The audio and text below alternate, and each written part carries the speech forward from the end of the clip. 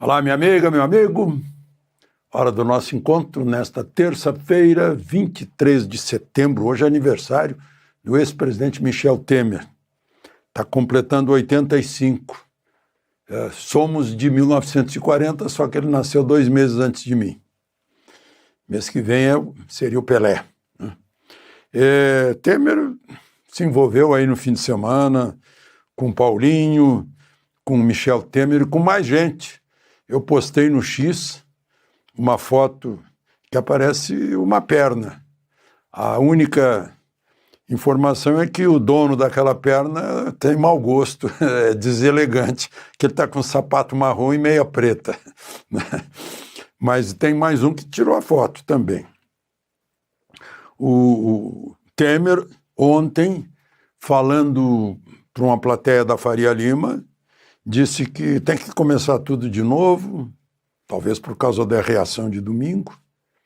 E o Paulinho, o deputado Paulinho, hoje foi a partidos, começou pelo PL, recebeu muitas críticas, perguntaram se ele é do Supremo ou é da Câmara, que quem trata de dosimetria é a Justiça, não é a Câmara, que a Câmara trata de anistia mesmo. E depois houve algumas afirmações que o líder Sóstenes achou injuriosas, acabou pedindo desculpas para o Paulinho. Mas vamos ao assunto de hoje, em que Trump ganhou o dia, né?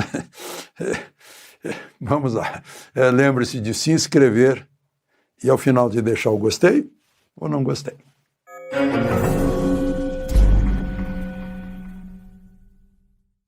Bom, dizem que foi uma jogada de mestre em marketing de Trump. Se encontrou com Lula, Lula já tinha feito o discurso, ele não tinha feito ainda, e ele disse que um olhou para o outro, se abraçaram, e ali pintou um clima, uma química, se abraçaram, conversaram durante 39 segundos, e combinaram uma conversa para dentro de uma semana. E ele disse que, vou ler aqui as coisas que ele disse, parece um cara legal, ele gosta de mim e eu gostei dele, só faço negócios com gente de quem eu gosto, quando não gosto não faço. Por 39 segundos nós tivemos uma ótima química e isso é um bom sinal. A porta-voz que estava com ele disse que foi espontâneo, que não foi nada planejado e que realmente Trump sentiu isso. Mas com isso desmontou um bom trunfo de Lula, que era ter um embate, né? Ele não quis conversar com Trump nenhuma vez. Todo mundo que recebeu as tarifas tomou a iniciativa, ligou para o presidente dos Estados Unidos e negociou de alguma forma, cedeu algumas coisas e tal, mas enfim, acertou, como fez a presidente esquerdista do México, né, que recebeu acho que 50% também, e se comprometeu a não deixar mais passar droga nem imigrante ilegal. Né, e resolveu. E Lula ficava, se quiser ele liga, se quiser ele liga. Claro que ele não vai ligar. Os 50% de tarifa é o bode que ele botou na sala, esperando que o dono da sala vá falar com ele para acertar as pontas, né? Mas, enfim. E aí, Lula estava... Bato em Trump, bato no dólar, falo no Sul. Está cheio de gente. China virou Sul, né? Se sente meridional. A Rússia se sente meridional, né? Ficou todo mundo à força do Sul, ficou com a África do Sul, e bate em Israel, né? Mas enfim, agora vai ter que conversar com Trump. E Trump, com essa simpatia toda, tirou as armas de Lula, tomou a iniciativa. Tanto que fez um discurso sereno, sem dar nenhuma resposta ao discurso anterior de Lula contra Israel, dizendo que as sanções são não há justificativa para medidas arbitrárias contra nossas instituições e nossa economia. Justificou a condenação de Bolsonaro. Não tocou em Moraes, nem Trump. Mas, enfim, agora o chanceler, o ministro de Relações Exteriores, Mauro Vieira, já foi instado a dizer como é que vai ser esse encontro. Ele disse agora que vai ser via digital. Agora é via digital, mas quem sabe, né? Eu acho que Janja gostaria de ficar em Nova York para esse encontro, ficar com Lula lá, né? Talvez Lula volte. Vamos ver em que ponto essa conversa pode esquentar. Está cheio de gente com medo. Ele vai fazer o que fez com o Zelensky. Expor na frente de todo mundo. Aliás, o discurso de Trump defendeu muito os interesses da Ucrânia. E os limites, a soberania da Ucrânia, o território da Ucrânia. E foi bem crítico contra a Rússia. Está em jogo essa questão palestina, que Lula apoiou muito, o presidente, o Macron também, reconhecendo o Estado palestino como se fosse uma novidade.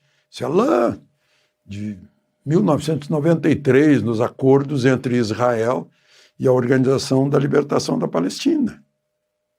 Só que o Hamas tirou a Organização da Palestina para aniquilar com Israel. A Organização da Libertação da Palestina, de Yasser Arafat, reconhece o Estado de Israel. E, com isso, é também reconhecida o direito da Palestina ser um Estado, tanto que começou já com a Autoridade Palestina, que tem embaixador aqui em Brasília. Eu conheço o embaixador, está aqui há muito tempo. Né?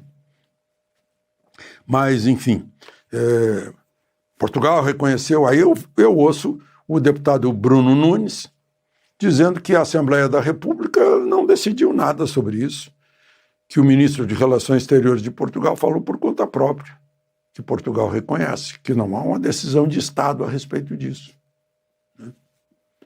Então, a política que se derrama lá na ONU.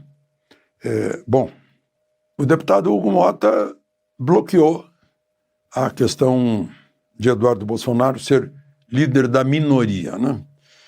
Líder da minoria é o líder do maior partido de oposição, só do partido, né? O bloco, sendo que o líder da oposição é maior, né? É o líder, é a liderança de toda a oposição.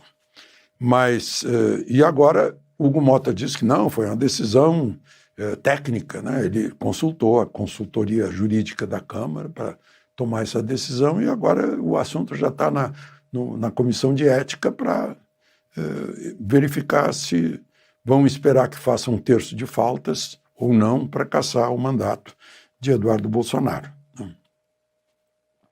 E, aliás, Lula tem a oportunidade de conversar sobre esses assuntos com Trump, né, para mostrar que o embaixador lá não é o Eduardo Bolsonaro, e sim o Lula. Né? É uma chance que ele tem. Né? Bom, uma outra questão, lá no Senado, né, foi a Câmara, vocês estão lembrados, aprovou a emenda constitucional da blindagem dos deputados, ou seja, os deputados se defendendo do Supremo.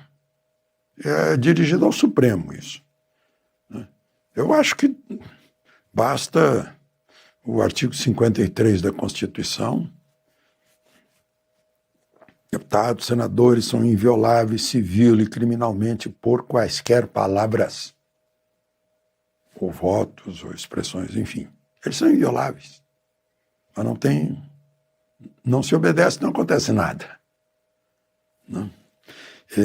Mas, enfim, aí no Senado, Alcolumbre, o relator Alessandro Vieira e o presidente da Comissão Especial, Otto Alencar, vão enterrar essa lá no Senado. Né? E também tem lá, assim como Alcolumbre, congela os pedidos assinados por mais da metade dos senadores de impeachment de Moraes, por exemplo, Moraes entre outros.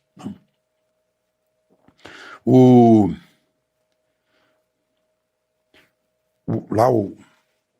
parecer do jurídico da Câmara diz que, estando fora do país, o líder é apenas um simbolismo que contraria as normas regimentais. Por falar nisso, como vocês sabem, o Eduardo Bolsonaro e o Paulo Figueiredo foram denunciados pela Procuradoria-Geral por coação, que cometeram crime de coação contra a justiça no processo de Jair Bolsonaro, que foi condenado.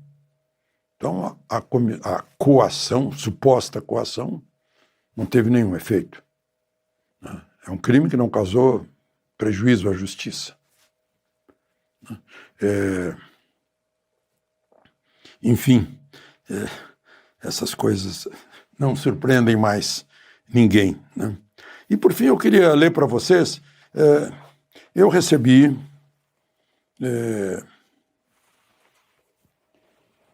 de um amigo que é padre, lá na Amazônia, lá dentro da Amazônia, e ele me diz o seguinte: o governo afirmou que tirou milhões da pobreza. Será que é mesmo? Neste dia 25, neste domingo do tempo comum, na primeira leitura do profeta Amós, ele faz advertências severas para não se explorar os pobres. Creio que essas grandes afirmações do profeta são de suprema utilidade para o nosso tempo, pois se explora ao pobre com finura, astúcia e maldade, como os descontos nas minguadas aposentadorias, servidores com salários poupudos põem a mão no dinheiro do necessitado. Outro tema sério, o governo diz que tirou 30 milhões da pobreza. Porém, como pode ser verdade isso, se vai destinando bolsas diversas, Bolsa Família, Bolsa Gás, Bolsa Energia, há uma contradição. Se tirou da pobreza, por que precisa da Bolsa? Se de fato tirou da Bolsa, não há necessidade de programas de ajuda. Será que aqui também não há uma sutil exploração do pobre? Por que essas ajudas sem critério? Porque colocam as pessoas numa atitude de inércia e acomodação. Poderiam trabalhar, porém é mais fácil e cômodo comer o pão com o suor dos outros. Todos conhecemos o ensinamento bíblico: comerás o pão com o suor do teu rosto. Não queremos anular o ensinamento básico de Cristo, de aliviar, ajudar os necessitados, para que se promovam, que caminhem em pernas próprias. Pega a tua cama e vai para casa. Lembram disso? É menos o João, Marcos, Lucas e Mateus. A história do paralítico, que estava deitado numa cama na rua, pedindo esmola. Jesus o curou e disse: pega a tua cama e volta para casa. Vai trabalhar. De Brasília, Alexandre Garcia.